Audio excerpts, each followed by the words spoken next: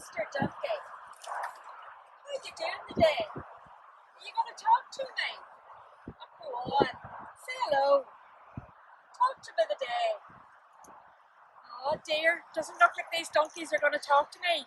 But you know, we're going to hear a story today about a donkey that did talk and how it got its owner to listen to the word of God. The children of Israel were a mighty nation.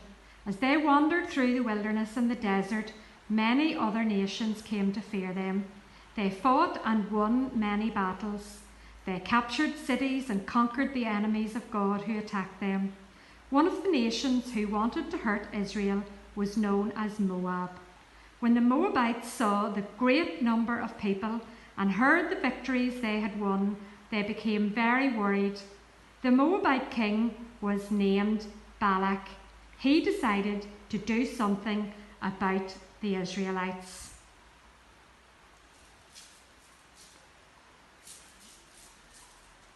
Go to Balaam and secure his services.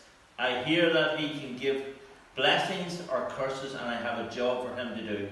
I want him to curse the people of Israel.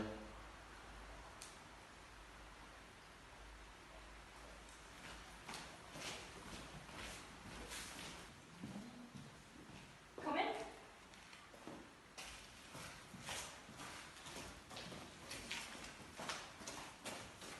Oh.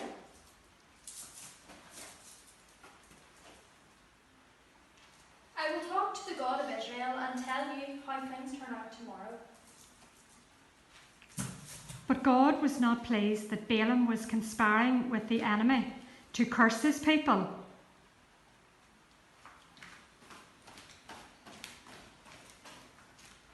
Balaam probably did not really believe in the Lord, but he wanted the men to believe that his curses really worked. He must have been very surprised when the Lord spoke to him. Do not go with the messengers to curse my people, because I have blessed them.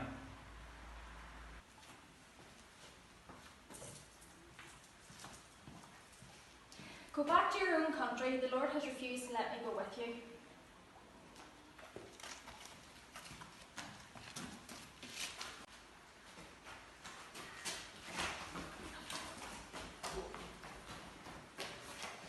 He seemed very happy with the money, King. But then he said he'd have to talk to God. And then the next day he refused to come with us. What? He refused? All that money? How can he refuse me? I can't believe it. Go back and offer him even more money. No one refuses me. So King Balak's messengers returned to offer Balaam even more money to curse God's people. Balaam really wanted the money. I cannot do anything great or small beyond the command of the Lord my God. Spend the night here, and I will have to find out what the Lord will say to me.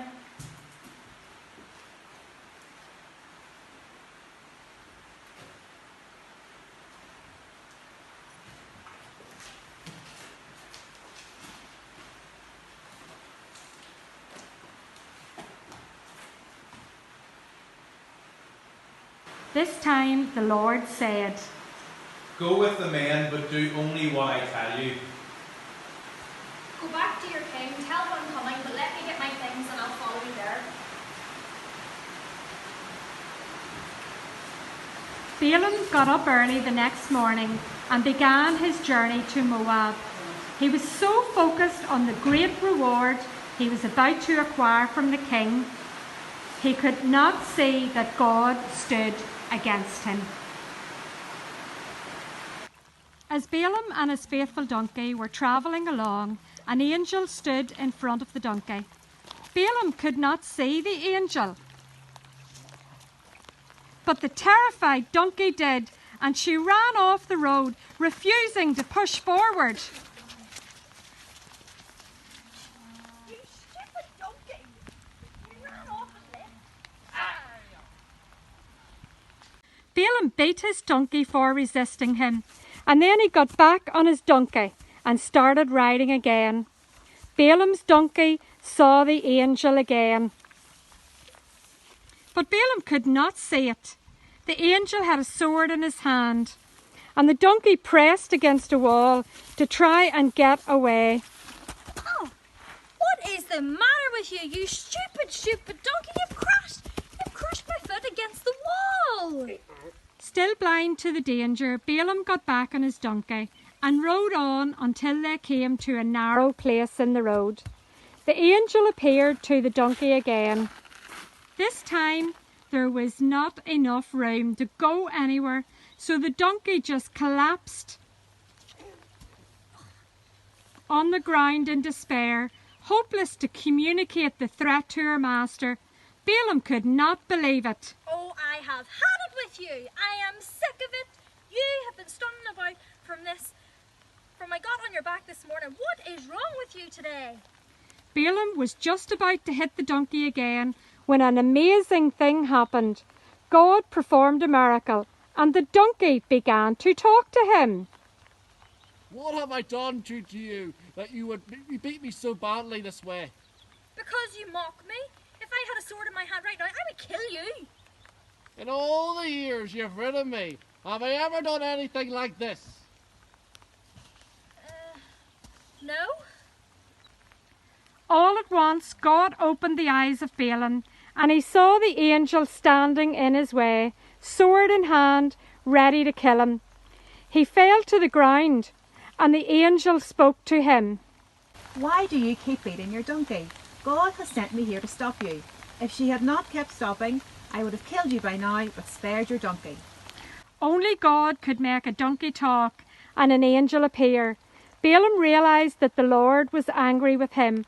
Now he would do exactly what the Lord said to do. I am wrong. If you want me to go back, I will.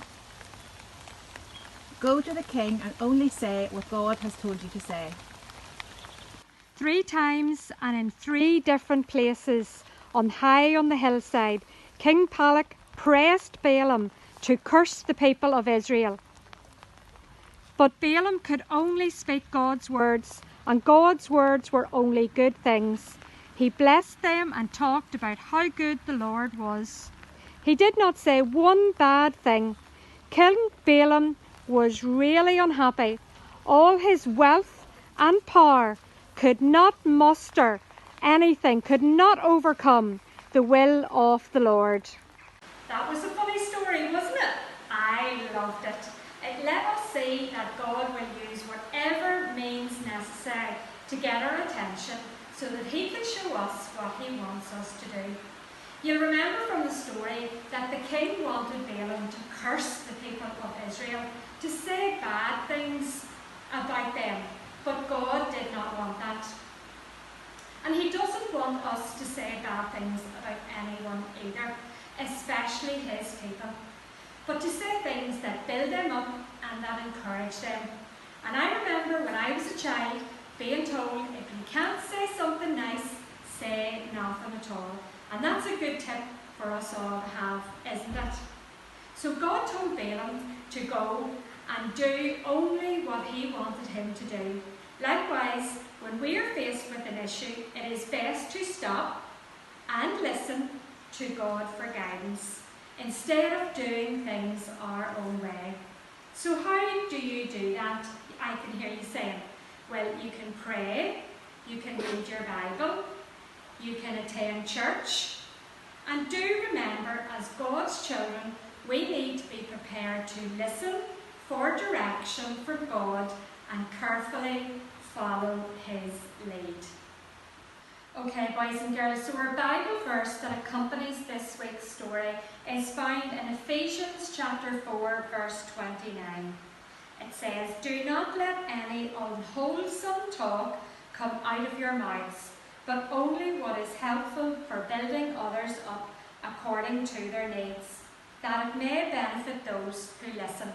Now that's a long verse and it's a hard verse, and I know it is, but if you can learn that verse during the week and come to me and recite it next Sunday, I'll have a wee treat for you. Alright, boys and girls, have a great week.